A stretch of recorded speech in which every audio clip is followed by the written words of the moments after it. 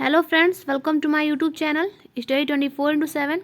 तो फ्रेंड्स, आज के इस वीडियो में हम लोग देखने वाले हैं हिस्ट्री के पेपर जो 2024-25 सेशन का है।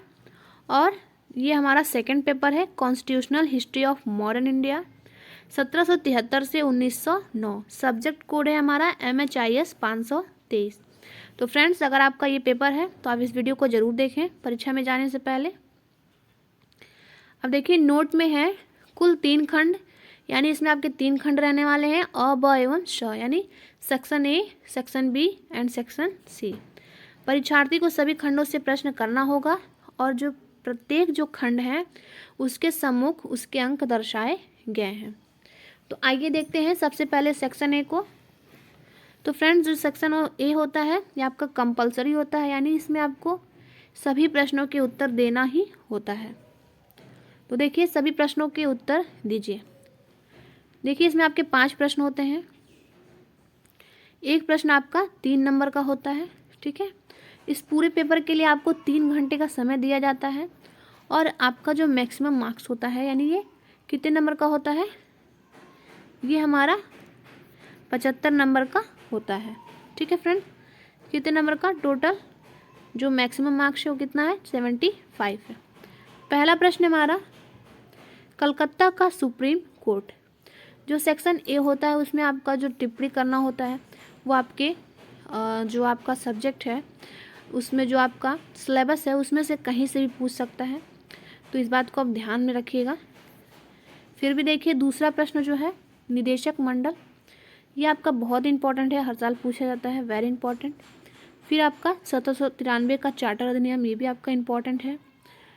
चौथा है डी, सामग्री विक्टोरिया का घोषणा पत्र, ये भी आपका बहुत इंपॉर्टेंट है।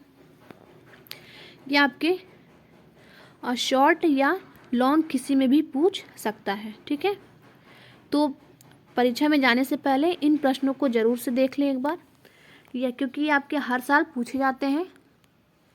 अब जो 5वां प्रश्न हमारा, नियंत्रण मंडल यानी बोर्ड ऑफ कंट्रोल, इसका आंसर आपको 2 से 3 पेज में, मैक्सिमम 3 पेज में आपको इसका आंसर दे देना है। और जैसा कि आपको पता है ये आपका 3 नंबर का होता है और सेक्शन ए से आपको कुल कितने नंबर मिलने वाले हैं, तो 15 नंबर मिलने वाले हैं, ठीक है फ्रेंड्स। आगे बढ़ते हैं हम लोग, सेक्शन बी को देखेंगे हम लोग। तो सेक्शन बी में भी आपको सभी प्रश्नों के उत्तर देना है। इसमें आप जो प्रश्न होते हैं, प्रश्नों की संख्या कितनी होती है, 8 होती है, जिसमें से आपको 4 प्रश्नों के उत्तर देने होते हैं। एक प्रश्न आपका 5 नंबर का होता है, यानी सेक्शन बी से आपको टोटल 20 नंबर मिलने वाले हैं। तो फ्रेंड्स, इसमें कुछ वेरी इंपॉर्टेंट जो प्रश्न हैं मैं आपको बताऊंगी, वो आपके परीक्षा में हर साल पूछे जाते हैं, तो आप उन्हें पढ़ के ज़रूर से जाइएगा परीक्षा में। जिसमें देखिए, पहला प्रश्न है दूसरे का पहला, 1773 के रेगुलेटिंग अधिनियम के कार्यों पर प्रकाश डालिए, अथवा 1773 के रेगुलेटिंग अधिनियम की प्रमुख विशेषताओं की विवेचना कीजिए। तो फ्रेंड्स, ये आपका वेरी इंपॉर्टेंट क्वेश्चन है 1773 का रेगुलेटिंग एक्ट, क्योंकि इसके बारे में आपके परीक्षा में पूछा जाता है, या तो शॉर्ट में या तो लॉन्ग में, ठीक है, या वेरी लॉन्ग में भी पूछ सकते हैं। तो आप 1793 के रेगुलेटिंग एक्ट को, उसके कारण, विशेषता, महत्व आदि सभी चीज़ को देखकर ही परीक्षा में जाइएगा, ठीक है। और आप इसका जो आंसर आपको देना है मैक्सिमम 4 से 5 पेज में आप दे सकते हैं। अगर आप एक चीज़ का ध्यान रखिएगा कि अगर आप लिखना चाहें तो पॉइंट वाइज अगर आप करके लिखते हैं तो आपको बहुत ही अच्छा बेनिफिट देखने को मिलेगा। फिर देखिए, तीसरे में भी आपका वही है, इसमें भी 2 प्रश्न ही हैं और दोनों में से एक करना है आपको। 1784 के अधिनियम में द्वैध सरकार का मूल्यांकन कीजिए, अथवा दूसरा है 1813 के चार्टर अधिनियम की मुख्य विशेषताएं क्या थीं, ठीक है। ये 1813 जो है ये चार्टर अधिनियम, ये भी आपका बहुत ही इम्पोर्टेंट है, इसको भी एक बार आप देख लीजिएगा। चौथे में देखिए, निवेशक मंडल पर एक टिप्पणी लिखिए, अथवा 1833 के चार्टर अधिनियम की प्रमुख विशेषताओं की विवेचना कीजिए। ये आपका 1833 भी वेरी इंपॉर्टेंट है। इन दोनों में से आपको एक ही प्रश्न करने हैं।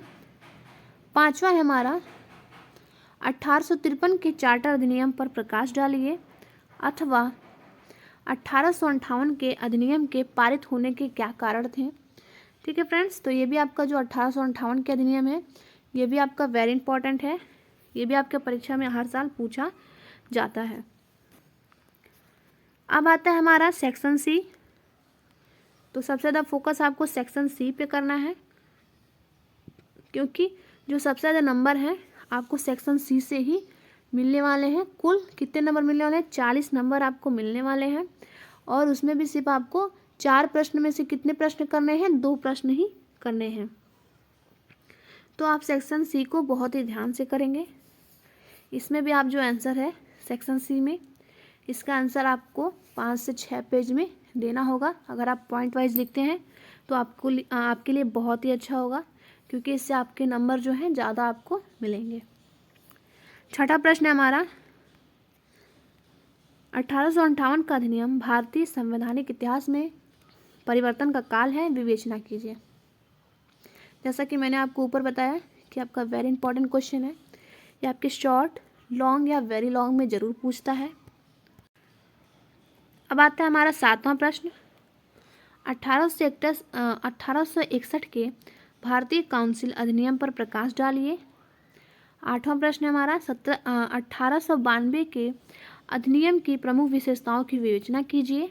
या 9वां प्रश्न 1909 के अधिनियम ब्रिटिश शासन में फूट डालो और शासन करो नीति का उदाहरण है, मूल्यांकन करें। ये भी आपका बहुत ही वेरी वेरी इंपॉर्टेंट क्वेश्चन है, जो आपके परीक्षा में हर साल पूछा जाता है। 1909 का अधिनियम। ठीक है फ्रेंड्स, तो 1909 का जो अधिनियम है उसे आप ज़रूर देख लेंगे।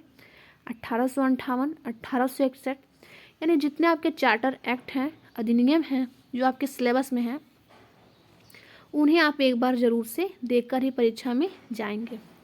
और जहाँ तक हो सके आप पॉइंट वाइज में लिखिएगा, इससे आपको बढ़िया नंबर मिलेंगे। तो फ्रेंड्स, वीडियो अच्छा लगे तो लाइक करें, शेयर करें और हमारे चैनल को सब्सक्राइब करें।